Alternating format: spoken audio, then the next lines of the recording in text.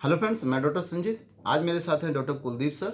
Dear friends, आज का हमारा विषय है किसी भी फिस्टुला को यदि हमें पूर्ण रूप से ठीक करना है तो हमें फिस्टुला के बारे में 4 चीज़ों का ज्ञान होना बहुत ही आवश्यक है। पहला, फिस्टुला का जो जो हमें एक्सटर्नल ओपनिंग दिख रही है उसके कंपैरिजन में उसकी इंटरनल ओपनिंग कहाँ है, और जो फिस्टुला का ट्रैक है वो सीधा है या घुमावदार है या बॉडी के किस पार्ट्स से होते हुए जा रहा है।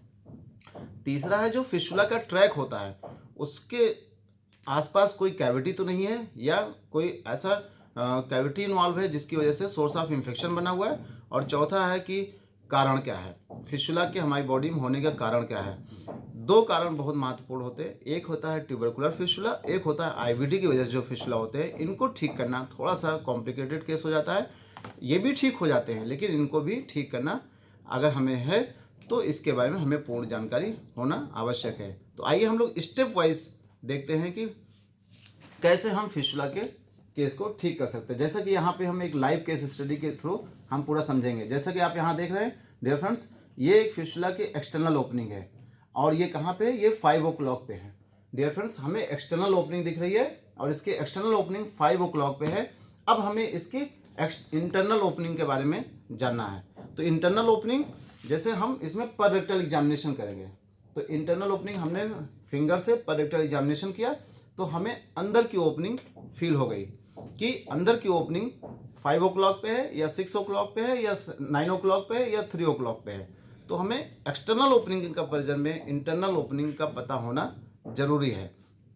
अगर नहीं पता होगा तो हम उसके नेचुरल ट्रैक को नहीं ढूंढ पाएंगे, क्योंकि फिस्टुला में जो इंटरनल ओपनिंग होती है वो चाहे एनल कैनाल में हो या रेक्टम में हो, क्योंकि यही सोर्स ऑफ इन्फेक्शन होता है। तो इंटरनल ओपनिंग को हमें सर्च करना जरूरी है और इंटरनल ओपनिंग में छारसूल लाइगेट करना जरूरी है। अगर नहीं करेंगे तो हम फिस्टुला को पूर्ण रूप से ठीक नहीं कर सकते हैं। अब जैसा कि आपने इस केस में देखा कि यहाँ पे इसकी एक्सटर्नल ओपनिंग है और इंटरनल ओपनिंग हमें नहीं पता है। तो इंटरनल ओपनिंग 2 जगह पे होती है, या तो एनल कैनाल में होगी या तो रेक्टम में होगी। अगर एनल कैनाल में होगी तो 70 से 80% जो सोर्स ऑफ इन्फेक्शन है वो एनल ग्लैंड के इन्फेक्शन की वजह से है। तो यहाँ पे जो डेंटेड लाइन पे एनल ग्लैंड्स होती हैं वो इन्फेक्ट हो जाती हैं, जिसकी वजह से हमारी बॉडी में फिस्टुला बनता है। अगर इंटरनल ओपनिंग मान लेते हैं कि इसकी इंटरनल ओपनिंग रेक्टम में है, तो रेक्टम में जो इंटरनल ओपनिंग होती है वो उसका ज़्यादातर जो कारण होता है वो आईबीडी, इंफ्लेमेटरी बाउल डिजीज या ट्यूबरकुलर हो सकता है। तो हमें इंटरनल ओपनिंग के बारे में जानना बहुत ज़रूरी है। अब आते हैं हम लोग ट्रैक की बात करते हैं। तो फिस्टुला का जो ट्रैक होता है वो सिंपल भी हो सकता है, सीधा भी हो सकता है, घुमावदार भी हो सकता है, और हो सकता है कि फिस्टुला का जो ट्रैक जा रहा है वो दोनों स्फिंक्टर के ऊपर से जा रहा है या दोनों स्फिंक्टर को पियर्स करते हुए अंदर जा रहा है, या हो सकता है कि एक ही स्फिंक्टर को इन्वॉल्व कर रहा हो, या हो सकता है कि बिना स्फिंक्टर को इन्वॉल्व करे ही इंटरनल ओपनिंग हमें मिल जाए। तो फिस्टुला के ट्रैक के बारे में हमें जानकारी प्राप्त होना जरूरी है, क्योंकि अगर इंटरनल स्फिंक्टर इन्वॉल्व है तो ये केस बहुत सिंपल है, अगर एक्सटर्नल स्फिंक्टर भी इन्वॉल्व है तो ये थोड़ा सा कॉम्प्लिकेटेड केस हो जाता है, और अगर ये सुप्रा इंस्फिंक्ट्रिक यानी या एक्स्ट्रा इंस्फिंक्ट्रिक फिस्टुला है यानी दोनों स्फिंक्टर को क्रॉस करके ऊपर से जा रहा है तो ये और भी कॉम्प्लिकेटेड केस हो जाता है। तो इसको भी ठीक करना हमारे लिए एक चैलेंज है, लेकिन ऐसे केस को भी हम बहुत आसानी से ठीक कर सकते हैं। तीसरा आता है कि फिस्टुला का जो ट्रैक है इसके साथ कोई कैविटी तो नहीं है। अगर कोई कैविटी अवेलेबल है तो उस चीज़ का भी जो है हमें बहुत ध्यान रखना पड़ता है कि जब हम उसको लाइगेट कर रहे हैं तो उस कैविटी का नेचर क्या है, कि कैविटी का लेंथ क्या है, कितना उसका वॉल्यूम है, उसको ध्यान में रखते हुए अगर हम उसको लाइगेट करने की सोचेंगे तो हम सक्सेस रेट हमारा बढ़ जाता है। तो जैसा कि सर ने बताया कि कैविटी की वॉल्यूम हमें जानना जरूरी है। अब जैसे आप यहाँ पे देख रहे हैं कि ये फिस्टुला का ट्रैक जा रहा है और ये इश्यू एनल फोसा में यहाँ पे आप देखिए एक कैविटी है। तो फिस्टुला का जो ट्रैक जा रहा है उसके साथ एक कैविटी है। तो ऐसे केस को भी ठीक कर सकते हैं, लेकिन इसमें हमें जब हम लोग छाछूल लाइगेट करेंगे तो इसमें थोड़ा सा टाइम देना पड़ेगा, हमें थोड़ा सा टाइम एक्सपेंड करना पड़ेगा ताकि इस कैविटी से जो पस है वो धीरे धीरे ड्रेन हो जाए और ये पूरी तरह से हील हो जाए। ऐसे ही अगर मान लेते हैं फिस्टुला का ट्रैक इंटर स्फिंक्ट्रिक स्पेस से होते हुए जा रहा था और यहाँ पे एक कैविटी पड़ी हुई थी जिसे हम लोग इंटर इंस्फिंक्टरिक एब्सेस बोलते हैं। तो इस केस को भी हम ठीक कर सकते हैं, लेकिन यहाँ पे टाइम देना पड़ेगा। इसका जब पस धीरे धीरे ड्रेन हो जाएगा तो ये अपने आप हील हो जाएगा। इसी तरह सुप्रा इंस्फिंक्टरिक एरिया में भी एब्सेस हो सकता है।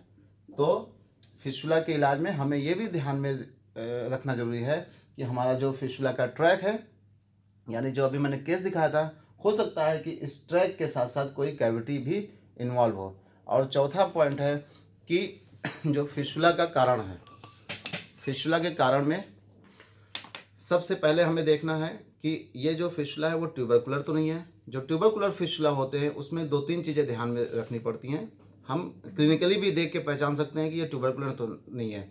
जब फिस्टुला का ट्रैक जो जाता है वहाँ पे इंड्यूरेशन होता है, यानी हल्का सा वहाँ पे अगर आप फील करेंगे तो हल्का सा आपको सूजन जैसा महसूस होता है। लेकिन जो फिस्टुला का ट्रैक होता है वहाँ पे इंड्यूरेशन नहीं होता है।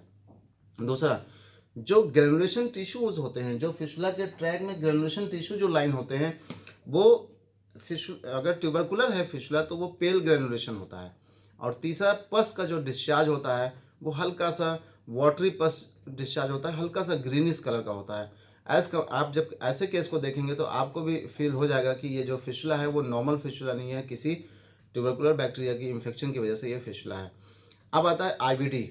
जब भी फिस्टुला की इंटरनल ओपनिंग अगर डेंटेड लाइन पे है तो ये बहुत ही सिंपल हो सकता है, लेकिन अगर फिस्टुला की इंटरनल ओपनिंग रेक्टम में है या और कहीं है तो आईबीडी भी हमारी बॉडी में होता है। आईबीडी क्या होता है? Inflammatory bowel disease, inner lining of the mucosa membrane of large intestine जो होती है वो इन्फ्लेम्ड हो जाती है, जिसकी वजह से भी फिस्टुला बन सकता है। तो आईबीडी है या ट्यूबरकुलर है तो इस चीज़ को भी हमें देखना पड़ता है, तभी हम फिस्टुला को पूर्ण रूप से ठीक कर सकते हैं।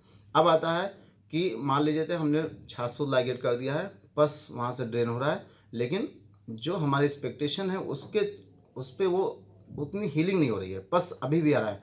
तो हमने जैसे कल्चर कराया तो पस में जो कल्चर है उसमें ई कोलाई मिल सकता है। अगर ई कोलाई आ रहा है तो इसका मतलब है कि हमारी आंतों से उसमें जो है सोर्स ऑफ इन्फेक्शन जो है बना हुआ है। ई कोलाई मिल सकता है, स्टेफिलोकोकस मिल सकता है, स्ट्रेप्टोकोकस ऑरियस मिल सकता है, बैक्टीरियाट्स मिल सकते हैं, बैसिलस प्रोटियस मिल सकते हैं। तो जो बैसिलस प्रोटियस है ये ज़्यादातर जितने भी अभी बैक्टीरिया के मैंने नाम लिया ज़्यादातर इसमें जो है एनारोबिक बैक्टीरियाज हैं, यानी अगर उनको ऑक्सीजन की सप्लाई ना भी दी जाए तब भी वो वहाँ पे ग्रो कर रहे होते हैं। तो ऐसे बैक्टीरिया के लिए हमें लाइन ऑफ ट्रीटमेंट सोच के रखना पड़ेगा, अदरवाइज हम फिस्टुला को पूर्ण रूप से ठीक नहीं कर सकते हैं। डियर फ्रेंड्स, अब आता है कि हमें फिस्टुला के बारे में 4 चीज़ें हमने डिस्कस की।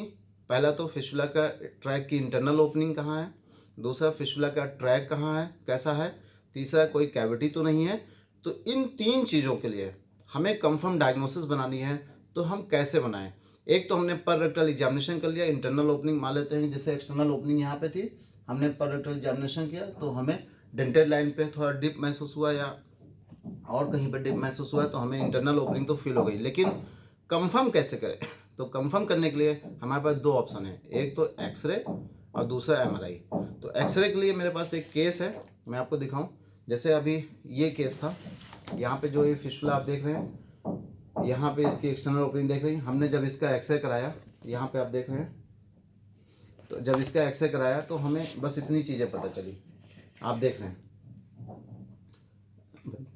यहाँ पे देख रहे हैं, यहाँ पे ये डाई इंसर्ट की जा रही है, यहाँ पे आपको एक कैविटी दिखाई दे रही है। अब एक्सरे की कुछ अपनी लिमिटेशंस है, जैसे आप यहाँ पे देख सकते हैं, यहाँ पे भी आपको एक कैविटी दिखे। इसमें 3-4 चीज़ें तो पता चल गई हमें। एक्सटर्नल ओपनिंग के यहाँ पे थी, डाई यहाँ पे इंसर्ट की गई, यहाँ पे कलेक्शन है। एक चीज़ तो यहाँ क्लियर हुआ कि यहाँ पे बीच में एब्सेस है, रास्ते में कोई कैविटी है, लेकिन ये जो डाई है वो एक जगह कलेक्ट है, वो अपने एनल कैनॉल से होते हुए रेक्टम में जाके कलेक्ट नहीं हुई है। इसका मतलब है कि हमें इसकी इंटरनल ओपनिंग नहीं दिख रही है, यानी एक्सटर्नल ओपनिंग के कंपेरिजन में इंटरनल ओपनिंग हमें नहीं पता है कि इसको है कि नहीं है, क्योंकि डाई एक जगह कलेक्ट हो गई है।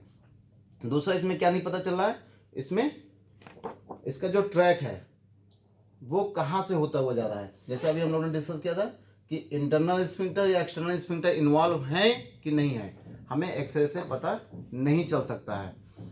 तीसरा है कि जो इसकी लेंथ है, फिस्टुला के ट्रैक की लेंथ है जो ये कैविटी की जो वॉल्यूम है, हमें ये नहीं पता है कि ये 4 सीसी का है या 5 सीसी का है, ये हमें नहीं पता है।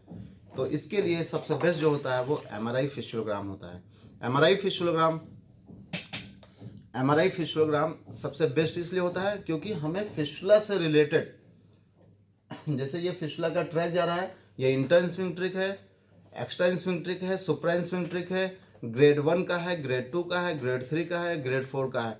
तो इससे हमें एक आइडिया मिल जाता है। और मान लेते हैं कि एक फिस्टुला का ट्रैक जा रहा था और ऐसे कई केस हम लोगों ने देखे हैं कि फिस्टुला का नॉर्मल ट्रैक जा रहा था और जो कैविटी थी वो किसी और दूसरे एरिया में थी। मान लेते हैं कि जैसे वो कैविटी आपका इंटरस्फिंक्ट्रिक स्पेस में है और ट्रैक आपका एक्स्ट्रा स्फिंक्ट्रिक था। क्यों? क्योंकि हो सकता है कि कभी हीलिंग हो गई हो, फाइब्रोसिस हो गई हो, वो ट्रैक बंद हो गया हो, तो कैविटी यहाँ रहेगी और यहाँ पे। तो ऐसे केस में हम एक्सरे करा लेंगे तो हमें फिर कैविटी के बारे में पता नहीं चलेगा, क्योंकि जो ट्रैक के थ्रू जो डाई डाली जाएगी वो केवल फिस्टुला के ट्रैक के बारे में पता चलेगा, हमें डाई के बारे में, सॉरी, जो यहाँ बीच में इंटरस्फिंक्ट्रिक स्पेस में कैविटी है वो हमें नहीं पता चलेगा। तो इसके लिए एमआरआई फिस्टुलोग्राम सबसे बेस्ट होता है क्योंकि इससे हमें आसपास के एनल कैनाल के आसपास के जो भी बॉडी के पार्ट्स हैं, जैसे स्फिंक्टर्स हैं, लिवेटर एनाई मसल्स है, या रेक्टम है, या और भी जो स्पेसेस होते हैं, उसके बारे में हमें पूर्ण जानकारी मिल सकती है।